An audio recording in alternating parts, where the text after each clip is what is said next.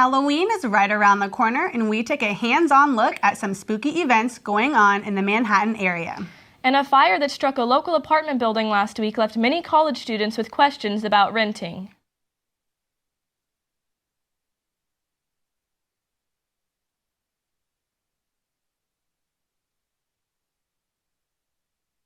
This is KKSU-LD, covering Manhattan, Riley County, and the Flint Hills, broadcasting in high definition from Kansas State University.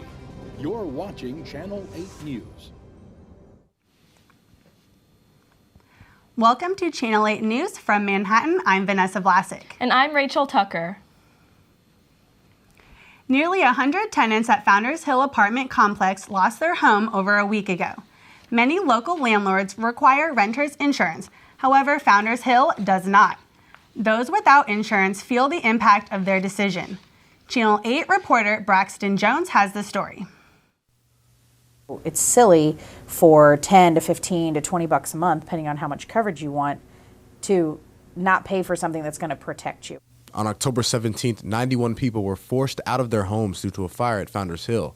While some were protected, others felt the results of not having renter's insurance. Pretty much all landlords should do that, so that way there's some liability which protects the building, and then there's also coverage for those people. Because I knew that all those people could stay in a hotel and have it taken care of through their policy, in comparison to Founders Hill, where I knew a lot more kids were probably going to be sleeping on people's couches if they didn't have coverage.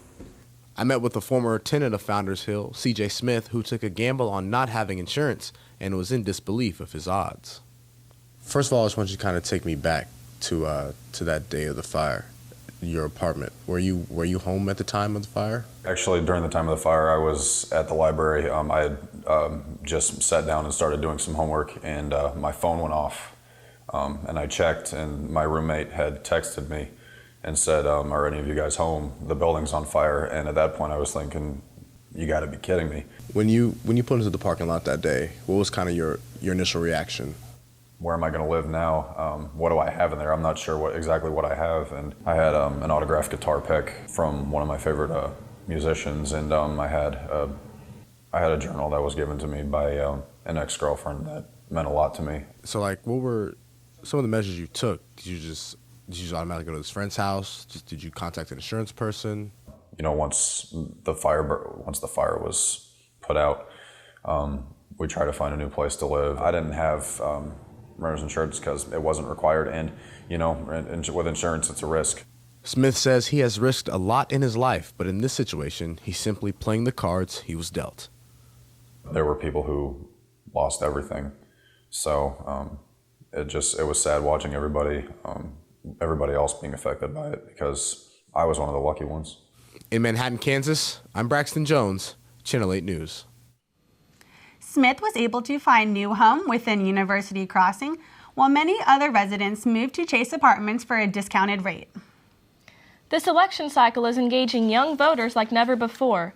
This could be due to the prevalence of social media in campaigning or the intrigue of the candidates themselves.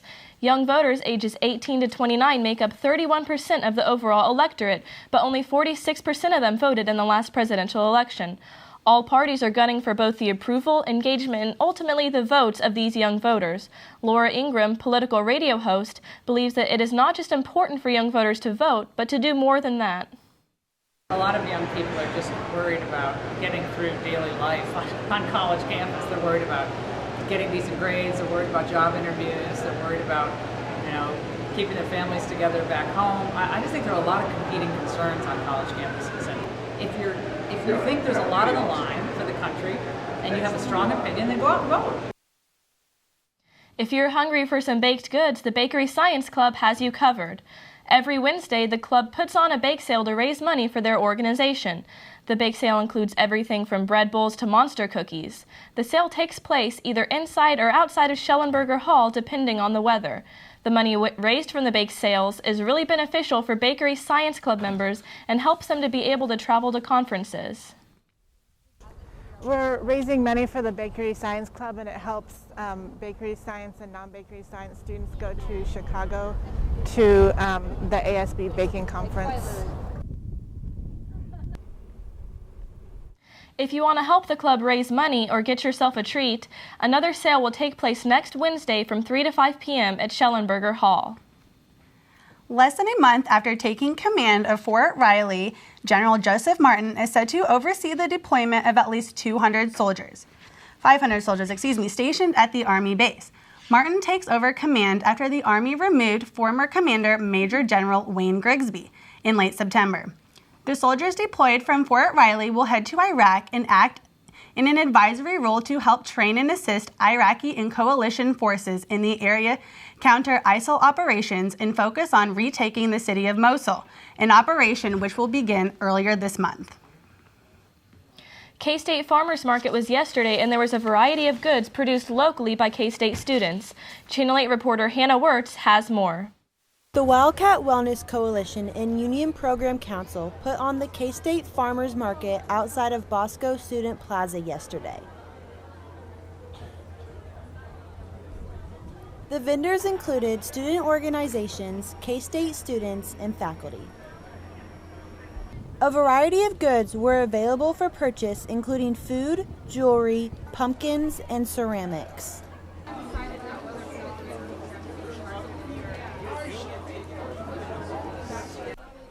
Tanner Elliott, senior in Milling Science and Management, tells us about his vendor booth. We're at the Milling Science Club, so we're selling a bunch of different products. So we have a pancake mix, the oatmeal cookie mix, a beer bread mix, and just some regular all-purpose flour. So all the ingredients we mill at the flour mill here at K-State next to the football stadium. We get some of the ingredients donated from people in our industry. And our students mill it all by hand, and then we mix it together. And we work with the Baking Science Club to come up with the formula, so it's a good product. And we make it all ourselves, and we sell it here at the farmers market. Halloween this weekend, make sure you come and get your last-minute pumpkins at Bosco Plaza. In Manhattan, Hannah Wirtz, Channel 8 News. For more information about the Union Program Council and other upcoming events, visit kstate.edu/UPC or call 785-532-6571. It's time to bounce back into men's basketball season. And fraternities on campus are experiencing unwanted visitors during this Halloween season. What ignites inspiration? It's sparked in every victory, every banner carried high. It's lit in traditions that bind each generation together. It's found in the people who push us to never settle and who serve those without a voice. It's iconic. It's groundbreaking. It's a new generation of world changers and answer seekers. What ignites inspiration? Tradition. Passion. You. From the golden flowers that give our state its nickname, to Kansas City's smoky scarlet barbecue, past the unique tint of limestone bedrock, we drive with pride to support future K-Staters. From the hilltops of Lawrence to the familiar streets of Aggieville, we love to show our purple pride. Whether you are K-State alumni or Wildcat fans, purchase the #1 Affinity license plate in Kansas today and help us paint the highway purple. Land Grant University, entrusted with serving the needs of our communities and world through the nation's most important research and testing. We don't cater to what's popular. We come together to find out what's next, what will save lives and better the world. Since 1863, our values haven't changed, but our methods have. What defines a land-grant university? Community, progress, you. Jack Skellington, Michael Myers, Casper the Friendly Ghost, and Dracula. It is that time of year again for everyone's favorite candy-filled holiday. Around Manhattan, residents were getting into the spirit. Last Friday, children of all ages came to Aggieville to trick-or-treat around the business district in their most creative and spooky costumes. It was a chilly evening around the Ville, but the turnout was as expected. All businesses had treats and candy for everyone. The Dusty Bookshelf hosted their haunted bookshop, and Acme Gifts fired up their new candy cannon to shoot candy. Sweets were not the only thing spectators were looking forward to on Friday. The Manhattan Fire Department made an appearance in Aggieville with their fire truck. The trick-or-treating was followed by Kansas State University's homecoming parade, along with the KSU marching band. There are more than a few stories of haunted locations around Manhattan, and with Halloween only days away, scary storytelling is a frequent pastime. Channel 8 News reporter Grant Flanders visited the two local fraternities to hear their spooky tales. Not too far from K-State's campus on Sunset Ave sits Pi Kappa Phi Fraternity House, formerly owned by a different chapter, Sigma Nu. Many years back, there was an accident that residents say may have kept a Sigma Nu spirit lingering. The story goes that there's an associate member named Devante in the old house that used to reside here, and at some point throughout his first semester here at college, he fell down the stairs and passed away. Oh my God. And so that's what would have happened right around this area. Pi Kappa Phi president Connor Luer said that he and his brothers have heard the stairs creak at night and believe Devante's spirit remains. So that's kind of the person who is able to kind of live here. Pi Kappa Phi isn't the only house haunted in Greek life at Kansas State. This old St. Mary's Hospital turned Delta Sigma Phi fraternity has had its own share of spooky occurrences. Located a block south of Aggieville, the building changed hands in 1955, but the kitchen may not have lost all its residents. Greek house chef Joseph Long formerly prepared food for Delta Sigma Phi fraternity. He says he witnessed something at his prior workplace that he believed to be paranormal. And we were in the kitchen cooking, and all of a sudden a ping pong ball came rolling in the kitchen. And I walked out to see where it came from, and nobody was down there.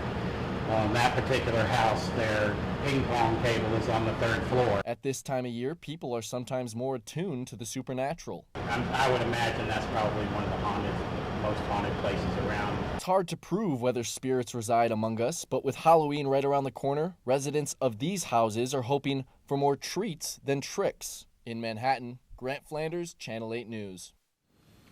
If you're not into the spooky part of Halloween, many more fall activities are available here in the Flint Hills for you to enjoy as the weather cools down. This past Friday, K-State students, along with other members of the community, had the chance to celebrate an early Halloween at the Pumpkin Patch. K-State's Union Program Council sponsored their second annual Pumpkin Palooza as one of their after-hour events, which was free to attend and open to the public. The mission of UPC is to plan entertaining, educational, cultural, and substance-free events for K-State students and the Manhattan community. Britt's Garden Acres hosted the event, which included different activities for people of all ages. We offer a hay rack ride out to the corn maze, and then allowing people to walk through the corn maze and pick a pumpkin from the patch if they'd like to, and then attend a bonfire for a while. I know that free s'mores is included to everybody as well. You've still got time to check out Britt's Pumpkin Patch. They are open this weekend through Halloween night. While area grocery stores are trying to sell their last pumpkins, more changes may be coming to their shelves. Plus, we've got your latest weather report coming up on Channel 8 News.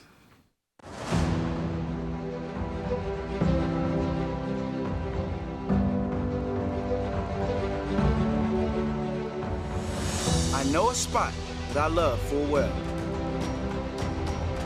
'Tis not in forest, nor yet in dell. Ever it holds me with magic spell.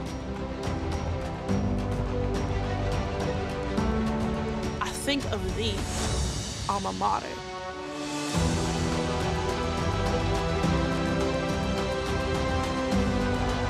We'll carry thy banner high.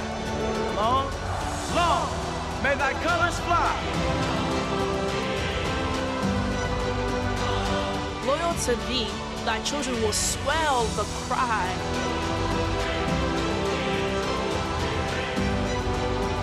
Hail, hail, hail, alma mater.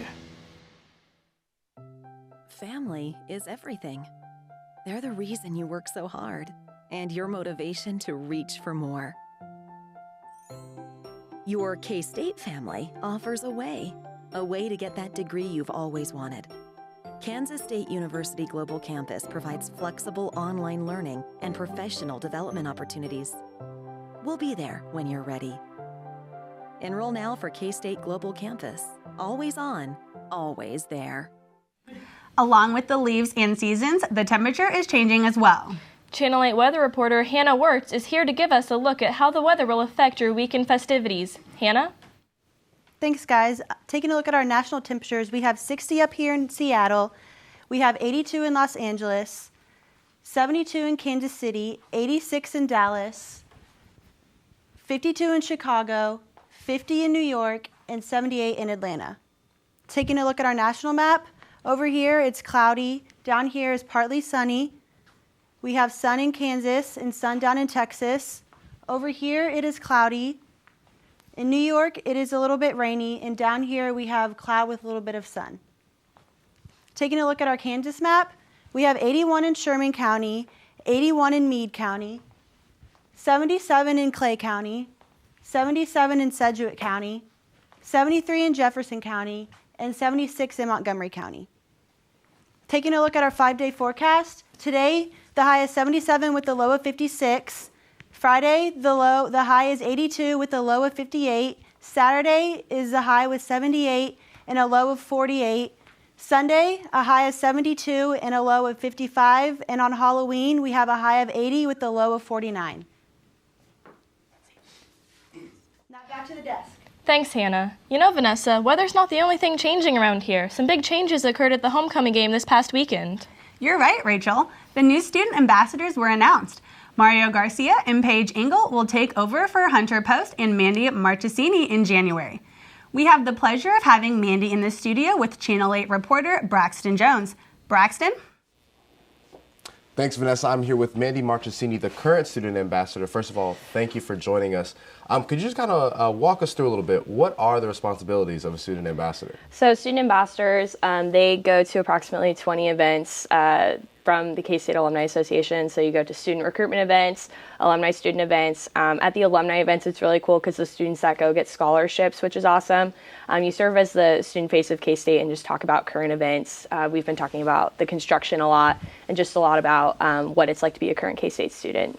And so tell us about your experience. What made it so special to be a K-State student ambassador? It was awesome. I'm an out-of-state student at K-State. I'm from New York, and so it was really cool to get to kind of show that perspective to students who might be like a little homesick or thinking about not going to K-State because it is far away from home, and saying like, well, I went halfway across the country to come here. So that was really cool, but also just getting to see students that I've talked to at events on campus has been really cool. So getting to meet them outside of those events and see how their K-State story is progressing has been really awesome. And so what are maybe some tips, you know, for, like you said, some of these new kids that are coming in or some who maybe want to be student ambassadors? What would you tell them? Just honestly, for Paige and Mario, I mean, it's going to be awesome for them. Getting to be really close with your student ambassador, like your co-ambassador. Hunter is one of my absolute best friends, so getting to do that with him was awesome. But just kind of having confidence in yourself. If you're thinking about applying for it next year, just do it, because I applied the day before, and it was an amazing experience and something that I never thought that I would do. And so what kind of some of the steps that you have to take to become a student ambassador? So next year, there will be an application that will go out before homecoming week in September. It'll probably be due at the end of September, I'm assuming. And so you fill out that application. Then from there, there's a student panel interview where you'll be interviewed by some of your K-State students. Then the next step is there is a presentation that you give in front of faculty and staff. And then from there, they pick 3 guys and 3 girls who go around homecoming week to like pant the chant, WRL, and the homecoming pep rally, and answer questions about themselves there. And then there's a student body vote. So that's the process. So it's been a real honor to get to serve that. And I'm so excited for Paige and Mario's term. And so what's maybe one memory that you're going to take after you leave being student ambassador? We had a really fun dinner in Paola, and I'd never been to Paola before, but I knew a lot of people from there, and so it was really cool. All the people there were so warm and like welcoming, and I met an alum that was from my sorority there, Definitely. So that was really cool. Sounds like a good time. Well, we're going to go back to the desk. Thank you for joining us. Thank you. See you guys later. Thanks, Braxton. Coming up, we take one more look at upcoming weather. And we take a look at some touchdowns and hoops.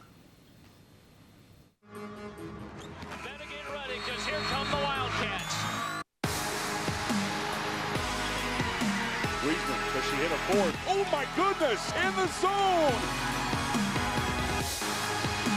Lewis running the floor, catches, spins, and scores. How about that footwork? K-State have won in the first round of NCAA tournament.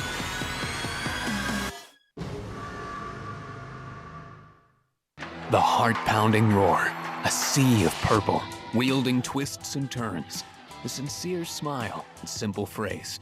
Legacies that span generations, blurring the line between fans and family. Believing we bleed a different color. Foundations defined by a single stone. That special place you love full well. What makes traditions unforgettable? Loyalty. Purple. You. The limestone embedded in our history is the foundation of who we have become and what we can become tomorrow. We find inspiration in the past, new possibilities in our present, and anticipation for tomorrow's journey. Yesterday's triumphs are today's proud traditions. A transformation where a hall becomes a home, students become family, and research becomes reality.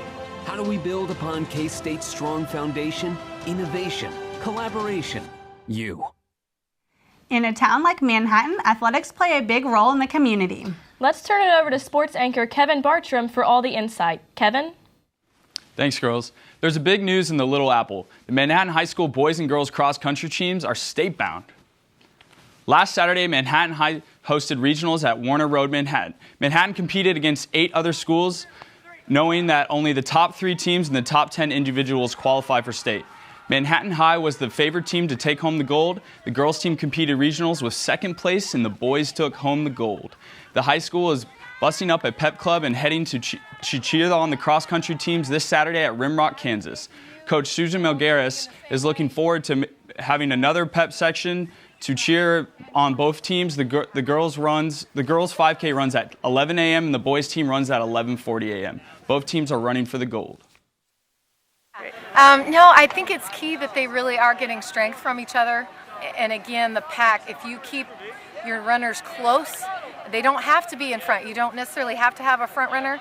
If you keep them close, then they can make up a lot of points on the rest of the field where they get spread out. But I really think as far as staying relaxed and getting strength from each other, it is a huge deal to love each other, care about each other, and they're doing that. And they do things together when they're not running, spending time, just making friendships together that are going to last far beyond cross-country season.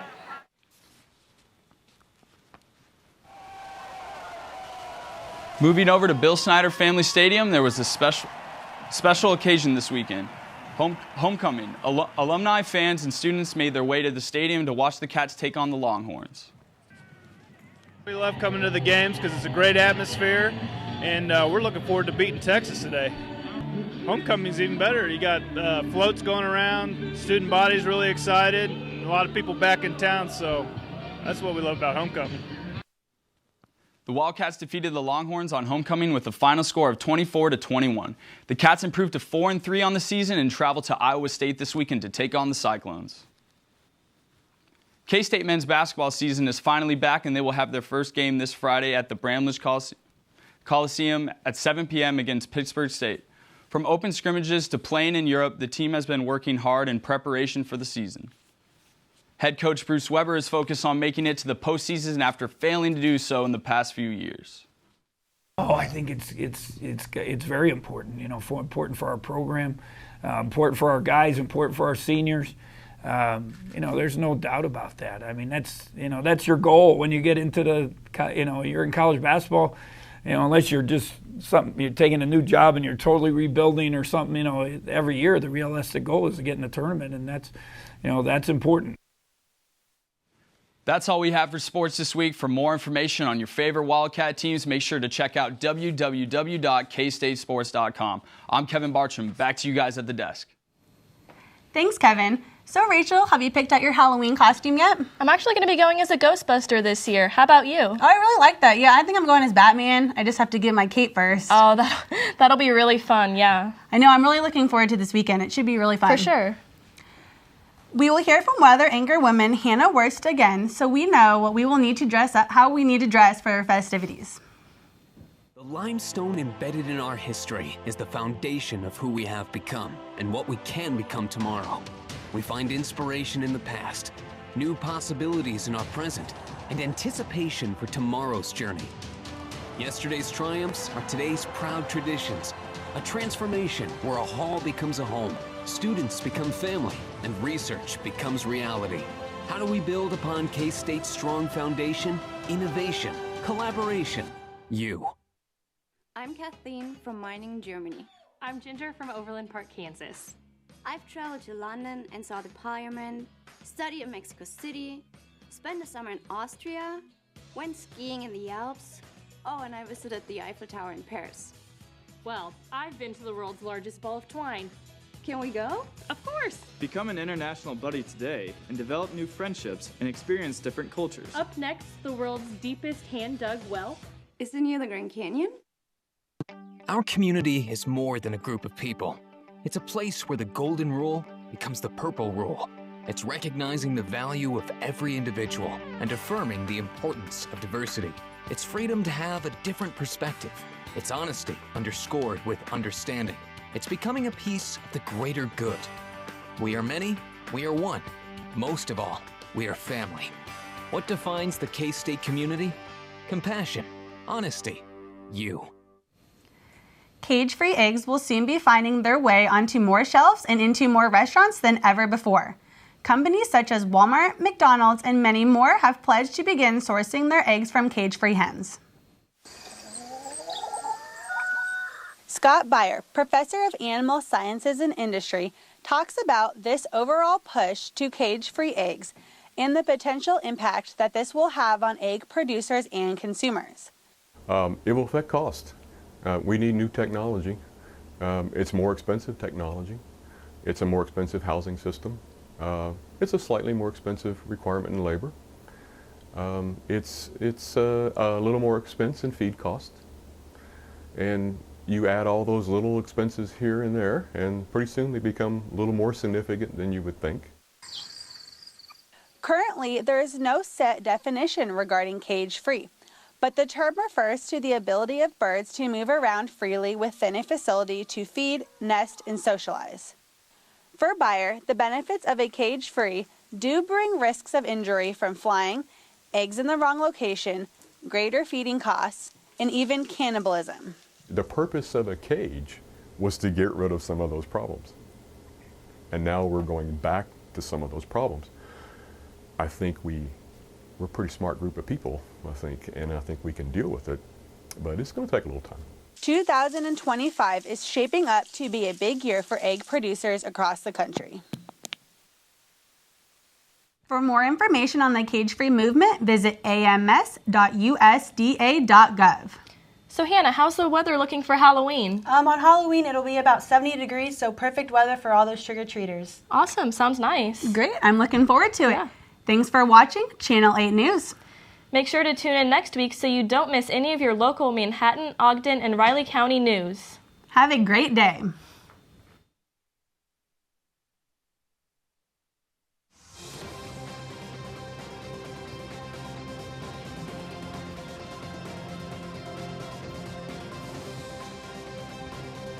This is Channel 8 News.